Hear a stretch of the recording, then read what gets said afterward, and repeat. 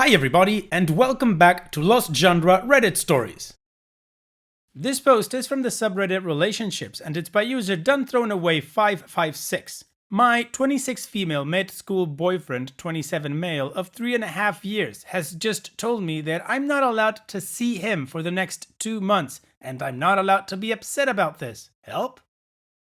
Some background. My boyfriend and I have been dating for 3.5 years. A year and a half into our relationship, he was accepted into a med school 3 hours away, and we have been in a long-distance relationship for almost 2 years at this point. So my boyfriend is just finishing up his second year of med school. He has the first half of his board exams in 2 months, and he told me that he is spending all of this time only focusing on studying for it. He has effectively told me that until he takes this test, I am not allowed to visit and he will not be visiting me. I understand the gravity of the situation because I know how important this test is to his future, but at the same time, we see each other pretty regularly and I don't know if I will be able to handle being apart for 2 months. Another thing is that anytime I say anything negative about his being unavailable, he ends up snapping at me, basically telling me to suck it up and don't be upset about it. Part of our history has involved me being incredibly understanding about his position. It has been hard, especially with the distance. I am regularly snubbed for other events, even after we had already made plans. I have spoken to him about the fact that I feel like a 4th or 5th priority instead of a top priority, and he swears he will change and never does. This is further complicated by the fact that I will be pursuing a master's degree at a school that's not in the same city in the fall. I really don't know what to do or how to handle this situation.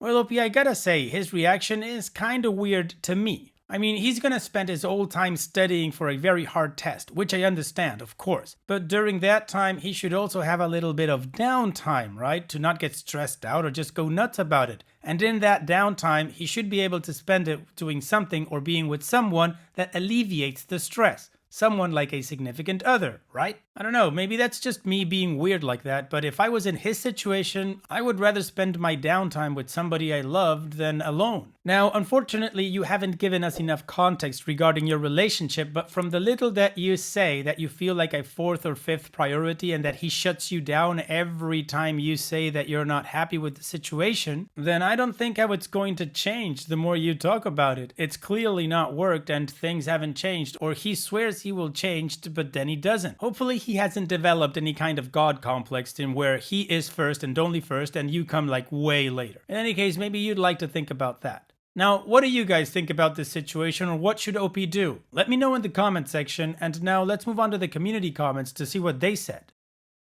Not today, Arya says, alright, here's my 2 cents. I shadowed a doctor back when I was considering med school. She told me for important exams like this, she would rent for a month or 2 and not physically see her husband and kids in order to prepare for them for most of the week. That's just the way some people work and focus. I am now at a health professions school and I see med students studying like crazy for these STEP exams. They're not to be taken lightly. I understand that it must be really hard during this, but I also understand that your boyfriend might be really stressed out. Maybe talk to him about at least a weekend every 2 weeks as a compromise? I don't think this situation is something to break up with him as soon as possible like some people are mentioning. But if you feel like this is something that's just going to affect your needs and wants in the future, then that's your choice. Just think it through carefully.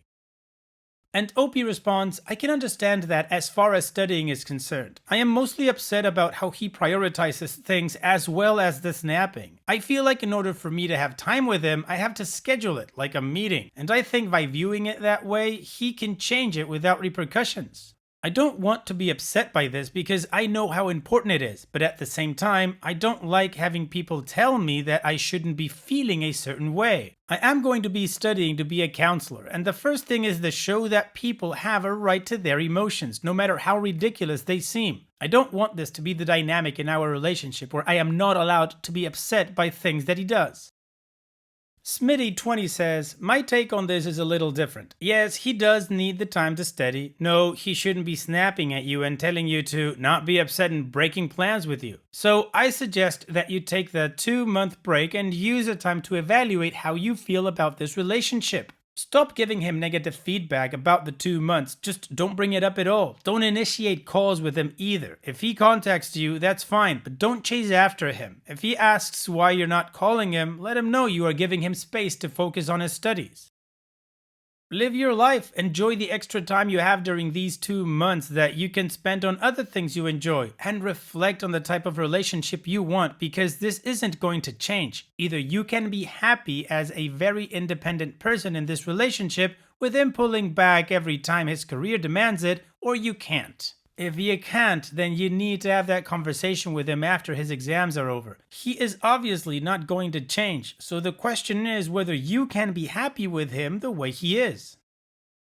Charles Sir says, as a medical student, step 1 is literally the most important test in his life. Not only will the score factor significantly towards what kind of doctor he wants to become, specialty, it will also factor in which hospitals will want him when it comes time to apply for residency. You should look at these 2 months as an investment towards being together in the future. If he gets a crap score, he might have to go to a hospital in a completely different state than the one you guys are currently in, and at a hospital that he will end up hating. You have to understand that medicine will always come first when you're dating someone who is trying to become a doctor.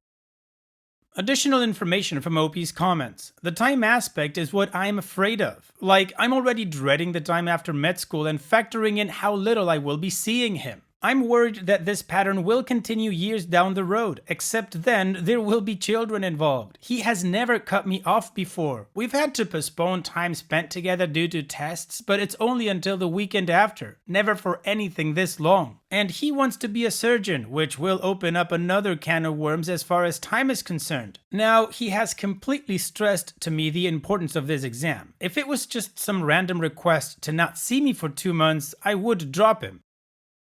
My issue is how he is reacting to the stress of this exam, the no visits, the snapping. This is something he has never done before, and in conjunction with my priority status, it's making me feel unimportant and like I don't have any right to my own emotions. And it's not that I don't want him to study as hard, I'm just upset about how he's reacting to the situation, belittling my emotions. I want him to do well on this exam, but at the same time, I don't want to be cut out of his life completely. He's always had trouble discussing his feelings about things, and it always takes a bit of coaxing for him to open up. And maybe he's just having problems putting into words what he's dealing with.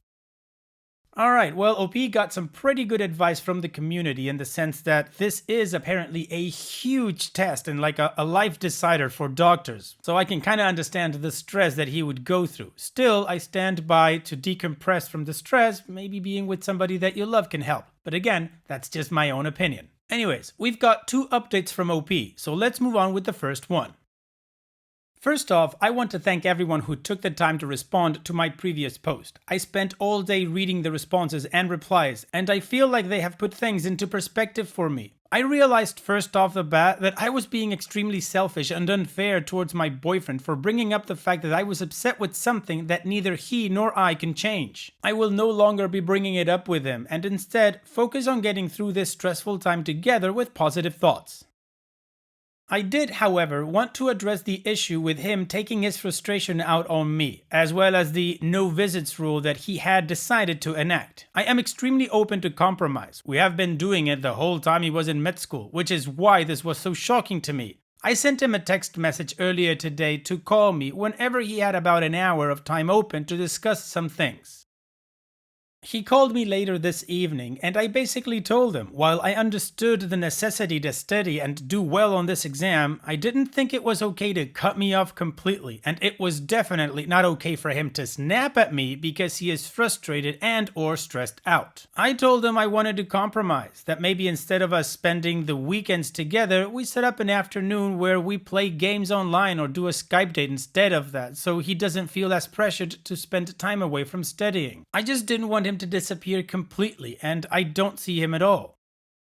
I also told him that I would not be contacting him outside of our scheduled time together, since he needed to focus on his studies. I said that I would be available for him to call and or text should he want to, as his schedule permits. I also gave him a standing invitation for any weekend that he wants to visit or wants me to visit, and he's free to take advantage of it or not. I really want him to do well on this exam, and I know that I will be a distraction, so I want him to call the shots on this going forward, at least for the next 2 months.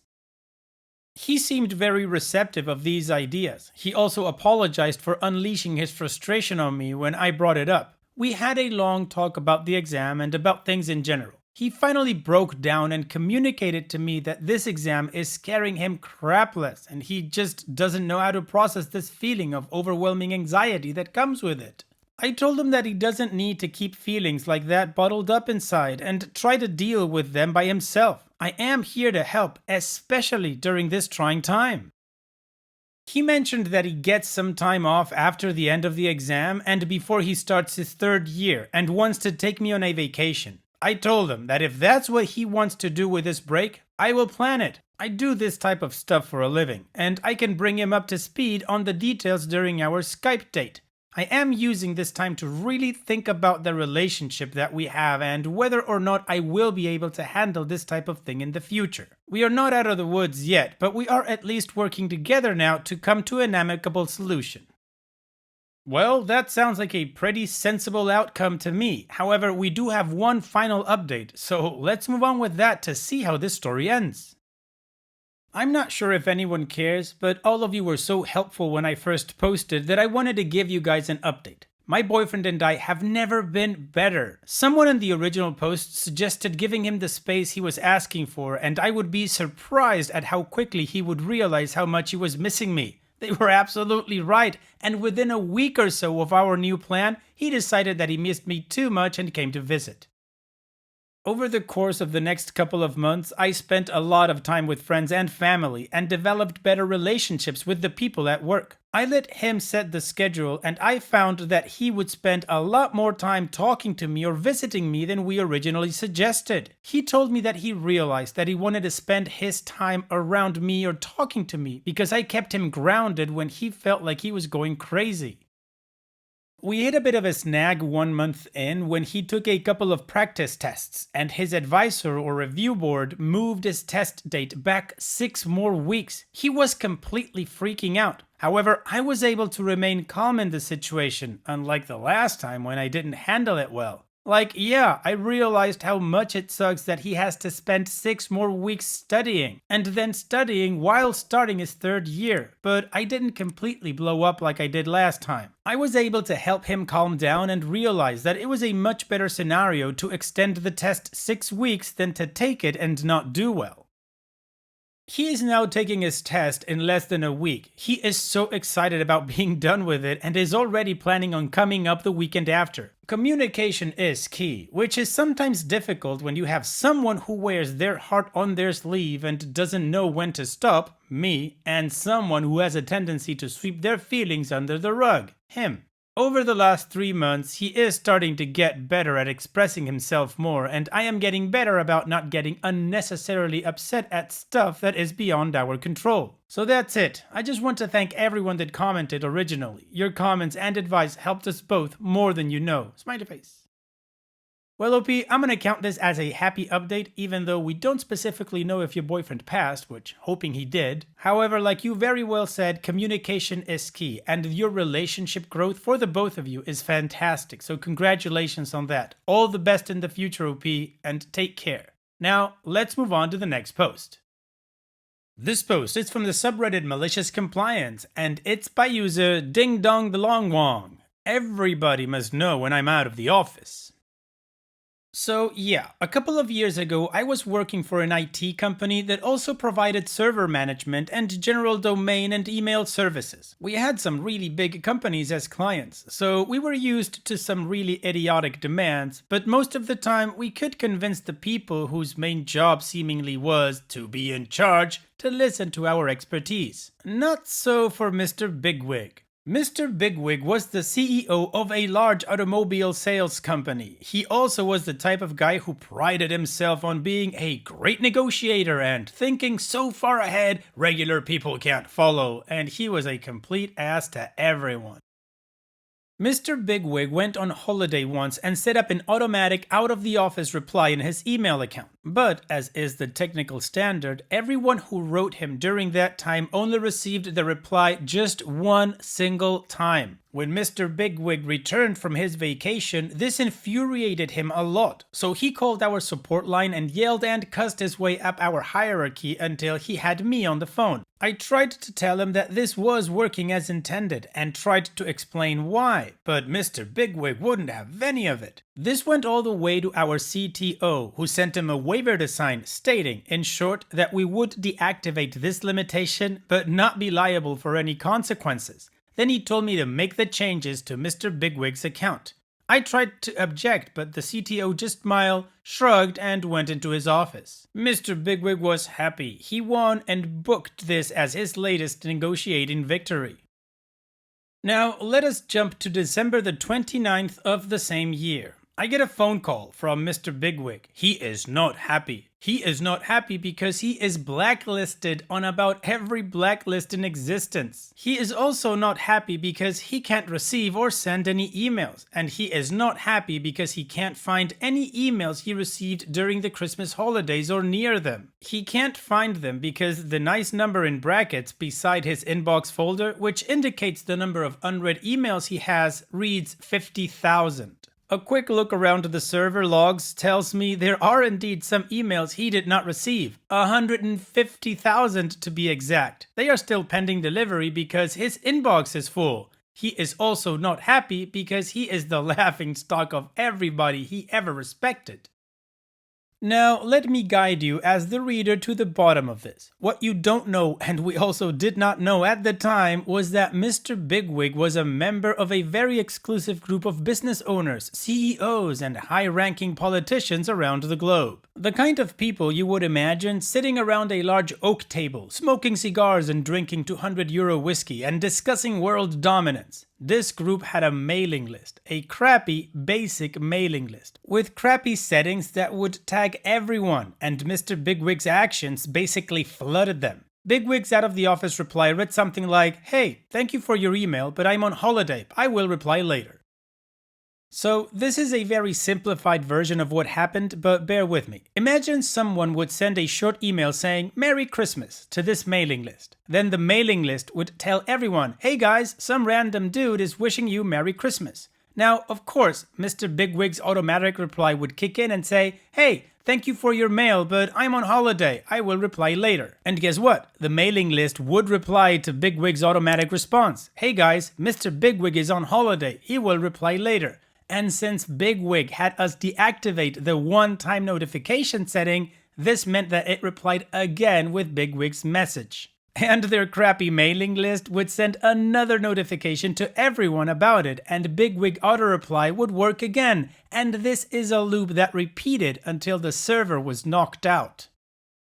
So, Bigwig was not the only one who had thousands and thousands of emails in his folder. All his fancy pants networking contacts had too. Mr. Bigwig raged hard at everyone who was brave enough to get on the phone with him, threatened to sue us for millions of euros, and to end us as a business. We finally put him through to our founder, who listened to his rant and told him he would send him a solution within the next 10 minutes. He sent 2 documents, a scan of the signed waiver in which the consequences of disabling the out-of-office message restrictions were outlined in detail, and a service contract allowing us to fix the problem to our abilities without any financial budget limitations. But with a really nice, read enormous, estimated budget. It was a good year for the company, with an unexpected spike in revenue just before New Year's Eve.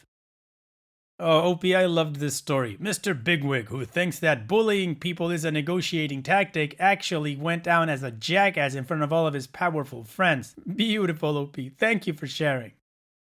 And it's that time that we've reached the end of the video. I hope you enjoyed today's stories. I really did enjoy reading them to you.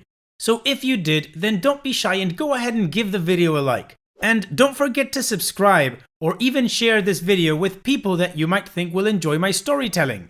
Also, if you have the time, go down to the video description and check out all the links I have for you, from our Discord community to my channel merch. And finally, I'd like to say thank you for watching. It really means a lot to me that you enjoy my videos. And having said all that, I will see you guys in the next video.